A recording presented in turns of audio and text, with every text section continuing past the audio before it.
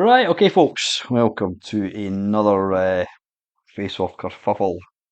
And this game is Dandy, released by Electronic Dreams in, I think it was 1985, I think it was, can't remember exactly. This came out on the C64, the Spectrum, and it also came in the Amstrad, and more surprisingly, the original Atari 800 oblique 400. That's the one you see there. So this actually came out on the Atari first. And here is a not well known anecdote. I think it's Ed Logg, who was one of the coders of Gauntlet by Atari. He did admit that this game, Dandy, actually inspired Gauntlet. Not this version, but the Atari 800 version. And apparently the company that put out Dandy actually got some money from Atari as way of appeal. So anyway, this one here, this is the C64. You play, I think you can, I don't think you can have simultaneous two players. But I think like Gauntlet, you've got to shoot the baddies and get to the exit and disappear. It's quite a strange looking game. This doesn't really look like a Commodore 64. I think because what looks a bit weird is the fact that the this actually looks more like a Spectrum. If I'm being honest, apart from some of the colour, but yeah, the baddies are all just black. But that's possibly down to the fact that they're trying to move so many they're not sprites, so many graphics, all at once. But then Gauntlet managed it on the C64. Um, it's a bit weird. Some of the baddies are see through, but this is actually a really good game. I remember, I think I bought this um, after seeing it on a friend's computer, and yeah, once you see beyond the graphics, it's actually a really good game. Now, if I remember rightly, I think I might have actually played this after playing Gauntlet. Um, I mean, I'm not going to do a comparison with Gauntlet. Gauntlet is Gauntlet, but this had nice graphics. The graphics were big. There was quite a bit to it. I can't remember exactly how to play the game. I mean, you've got. In fact, I'm just looking at the score. Yeah, I think you might actually be able to have two players. Yeah, I don't. If you can, I don't think I ever actually had that luxury of playing two players at the same time. I imagine you must, because if you look at the score, you've got Thor, and then is that Elf? I'm not sure who that is. Sheba, sorry, Sheba, whoever that might be. Sounds like a sheepdog. But yeah, this game, I says, originally came out on the Atari 800. We will take a look at that version shortly. But a nice game. Like I says, it would. This is a C64 one. It would be nicer if there was scrolling. I get the feeling that this was kind of ported across from the Spectrum and Amstrad because yeah, you didn't get many flick screen kind of games on the 64. But that was the C64 one, and this is the granddaddy. This is the Atari. I said the 400 oblique 800. I might be talking shite. It might only be the Atari 800. But right away, you're thinking, "Oh my god, that's horrible! Look at the graphics. Look beyond the graphics and look at how well this plays. It's chunky, but it plays bloody well, and you can completely see where the inspiration for Gauntlet came from. You know, this is a perfect example of gameplay over graphics. Yeah, they're chunky as, but it just plays so well. Now, I believe that this version you're seeing here actually came out for the 5200, which was effectively an Atari 800 in console shape. But I think it also came out for the Atari 2600. I'm not 100% sure. I haven't included these in this.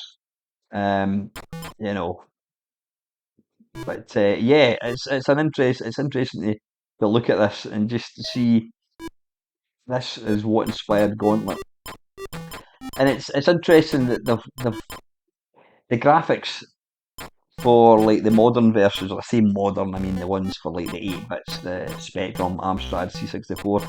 The graphics are completely different from this. Um, yeah, they probably looked at this and thought, "Oh, we can't get away with that," because really, there's virtually. Is there any animation?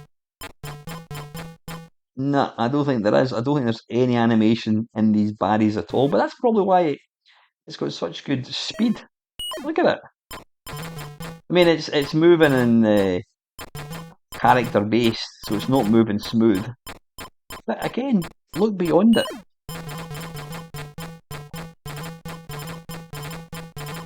It's actually a really, really good game.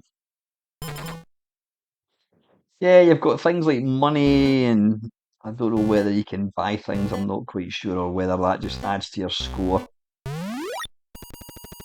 Oh, that's D, presumably for dungeon or something. Down. Oh, that'll be up and down. Yeah, I thought that was a what do you call it? Can't remember. A test tube. I think that must be U for up. So anyway, that was the Atari 800. That was the original one.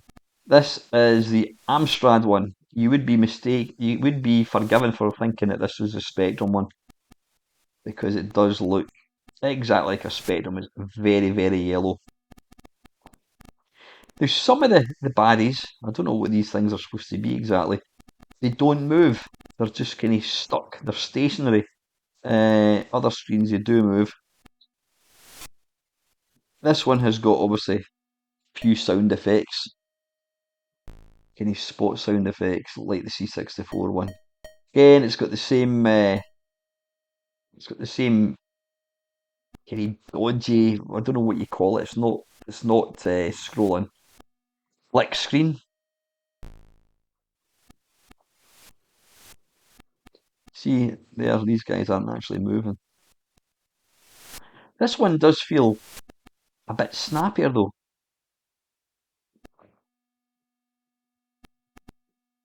The one thing you'll notice, rather annoyingly, in this game, and it's on all the three sort of more modern versions, is when you clear a screen and move on to the next screen, if you go back to the screen that you've just cleared, they all reappear, which can be a wee bit annoying because sometimes you accidentally move into a screen and then you move back and then you've got to go back into it and start again.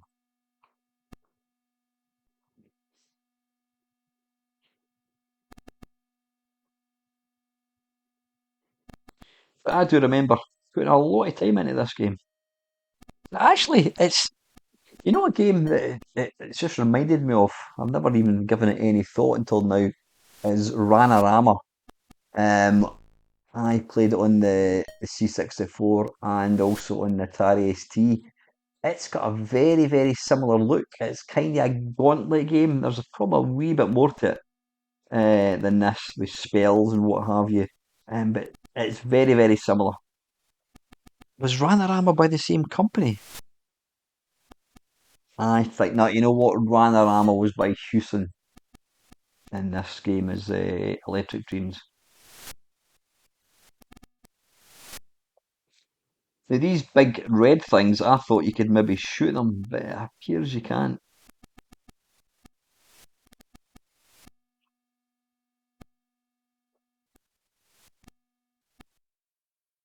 So, yeah, that was the Amstrad one. And the last version we're going to look at is the Spectrum one. Now, right away, at least, uh, at least this version. Oh, I'm just to enable the joystick there. Now, for some weird reason, I don't know what it was, I was able to play the Commodore 64 version and Atari using the Mister, but for some weird reason, both the Spectrum one and the Amstrad one on the Mister, the bottom third of the screen would not display properly. It displays fine on the Mister, but the capture card, there's obviously some graphical thing that it doesn't like, so I couldn't use the Mister. So I actually have to use emulators for the Spectrum and the Amstrad one. I actually like the colour of this. It's got a bit more colour than Amstrad, which you would never ever think in a million years, you know. The Spectrum's a monochrome computer, but I would say that the colour palette on this is slightly more palatable. It's not that horrible, horrible yellow colour. Again, it's very, very nippy.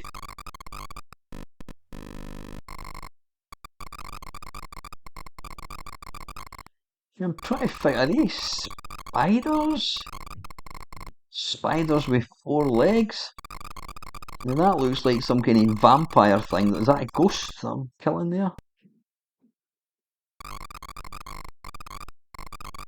I'm not 100% sure. Yeah, I thought you could maybe destroy these things like there's some sort of, you know, in Gauntlet you've got the generators which you can destroy, but I don't think you can do that.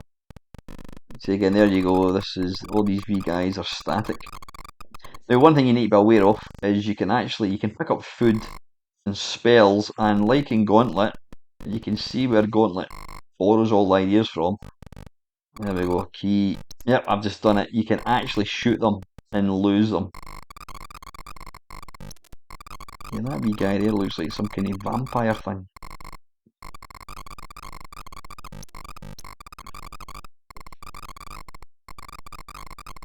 It'd be interesting to try this on a 2-player.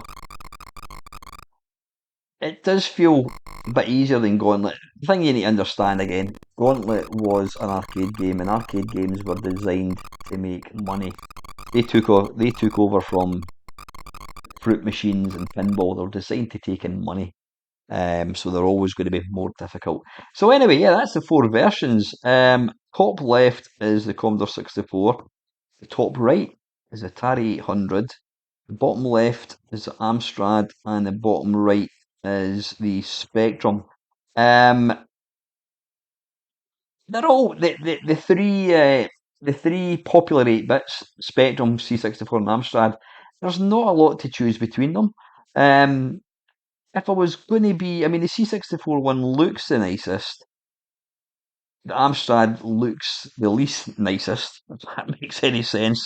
The Spectrum one seems to work better. I think if out the 3 of these, I would probably err towards the Spectrum one. Well, you know what? I think there's something really nice about the original Atari 800. Yeah, it's not got the same detail graphics. It's not got the fluid movement. There's just something nice about it. It's got nice big bold graphics. It's fast, and it was original. So yeah, I don't know. I think if you've never played this game, I mean, it does play a bit differently from the other 3 versions. To be fair, so they are kind of 2 separate games. But you know what? I think you should check it out. If you're a fan of Gauntlet in arcade, then definitely check it out. This was the granddaddy. This is Castle Wolfenstein. This is what Castle Wolfenstein was to Doom. You need to check it out. I would say go for the Atari 800 one. But like I said, if you really wanted to play the modern one, go for the Spectrum. As always, folks, thank you very, very much for watching.